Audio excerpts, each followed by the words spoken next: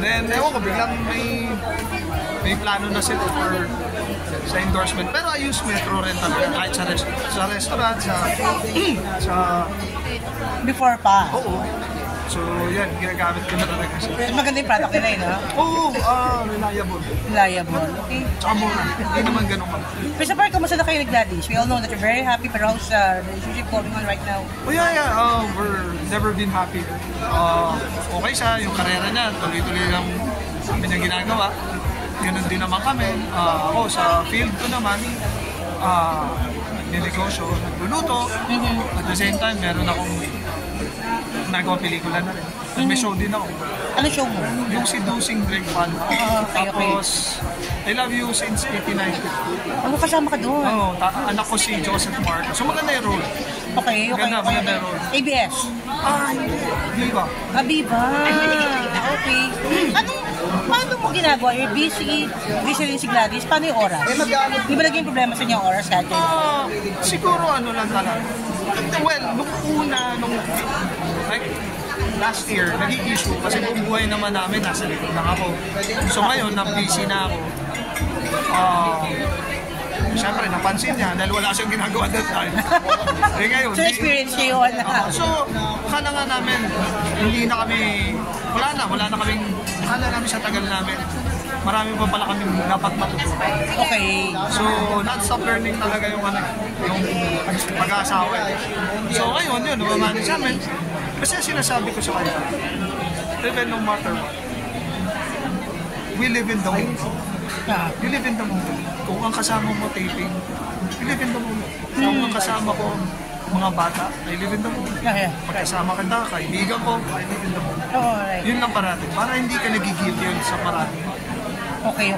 So, ibig sabihin, naging away? Tapuhan ba yun? Nakakulungan ng oras? Naging issue sa amin. Priorities. Sino na yung...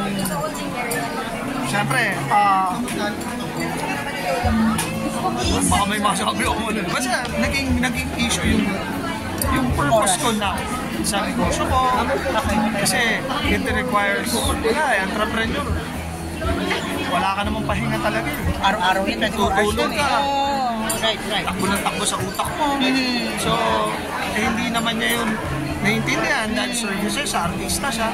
Kumbaga, ako yung nakadiin sa oras ng kliyente. Siya naman, oras niya nasusunod. So, yun, nag-i-issue sa amin pero na-workout naman namin. So, ngayon, sobrang okay lang. Christopher, kasi di may iwasan pag-artista ka, ang daming talkshow. Depressions, minsan babae lumalapit, no? Ikaw ano yung handle ka? Siguro magaling lang ako tumakbo. Sabi ko nga, din lalaki ako, lumakad din naman ako sa gilid ng impyerno. Okay. Hindi lang ako tumuloy. Muntik-muntikan? Hindi naman. Siyempre, naging bata rin ako. TV days, lahat. Ginaanan niya rin. Siguro nung kinasal ako, alam ko yung gusto ko sa buhay. Hindi naman, ibig sabihin, hindi ako tumitingin sa iba. Normal yun. I-appreciate mo yung ganda, ka-appreciate mo yung galing. Ganun, pero yung tatawid mo, huwag na. Oo yun, sabi mo mga anak mo, pamilya mo. Tatay ko, doon kami nasira sa ganun. So, titingnan ko na lang yung mas magandang bagay na ayoko nang mangyari sa amin. And I vow to that na hindi ko gagawin sa pamilya. Ito yun. Ano ang sikreto ng isang panghabang buhay na relasyon? Ang isang masayang pagsasama? Siguro dapat alam nyo sa sarili nyo yung commitment nyo. Kasi may mga times na sabi ko nga Isa, thank you, Isa!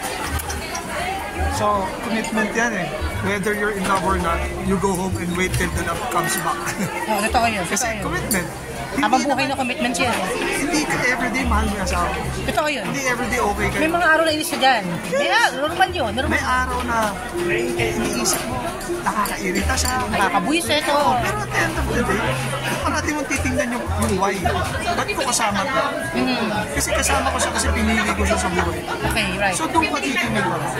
Ako, doon lang. Tsaka pag parati ko sinasabi, pag mag-aaway kami, dito na ba tayo maghihiwalay? Kung hindi, tigilan natin to, sayang oras. Diba? Mas magandang may magawin tayong mas produktibo kaysa. Pero dumating kayo sa punto dati na nagkaroon ng problema, muntik magkahiwalay.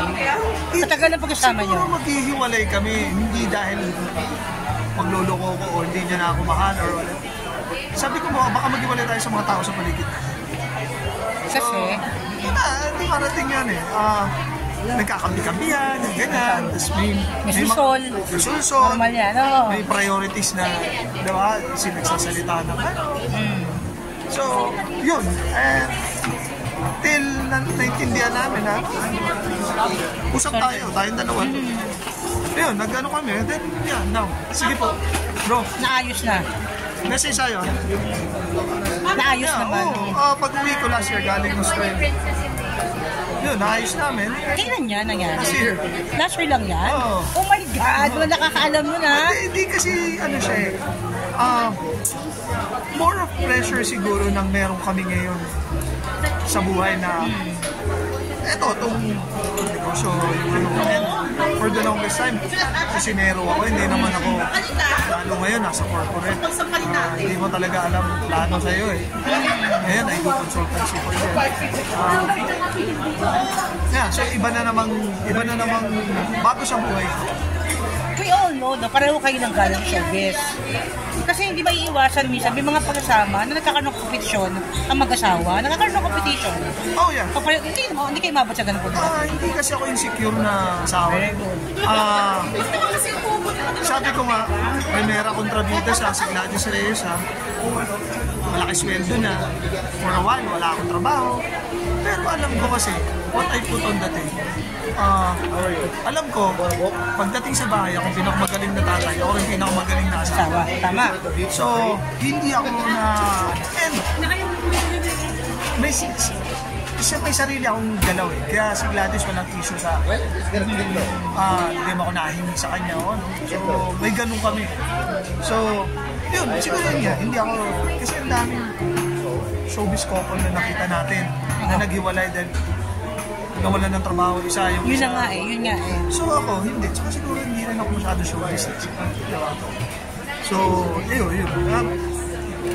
Binibigay ko sa kanya na Sweldo mo lahat, ikaw? Oo, wala naman akong ano dyan. So, ang paghahawak ng pera sa'yo, siya pa rin nagbabudget lahat? Siya. Oo, alright. Tama. Wag na ako. Ang dami ko na iniisip. Kanya na yun. Dadagdag ba ako? Diba? But yeah, now, concentrate kami sa mga anak namin. Ano si Cristo. Mag-artist na ba siya? Nilaunch na siya. Nag-Star Magic na, nang-signing sila. So, may album na siya, nilabas na. Anong payo mo sa kanya ngayon siya i-enter the business? Makakatuwa nga nung sabi ko, una, tanda mo, yung trabaho papasukin mo, yung mundo na to, kayang bigay sa'yo lahat. Kaya rin kunin, kaya ka rin sirahin. Kaya kang gawing ibang tao. So, titingnan mo parate. Sabi ko non-negotiable sa'yo yung faith and values. Siyempre, moral values mo dapat mas pa rin. Nandun pa rin yun. Sabi ko sa kanya, yan nakakatawa, binabanggit na. Sabi ko, paa sa lupa, mata sa langit, parate. Kasi, hindi mo alam kung sino makakasama mo. Diba? Yan, alam naman niya, mabait naman na bata sa gusto. Ano naman sa inyo yun. Yeah. Maraming salamat sa iyo. Thank you. Ano katakuha na nakatang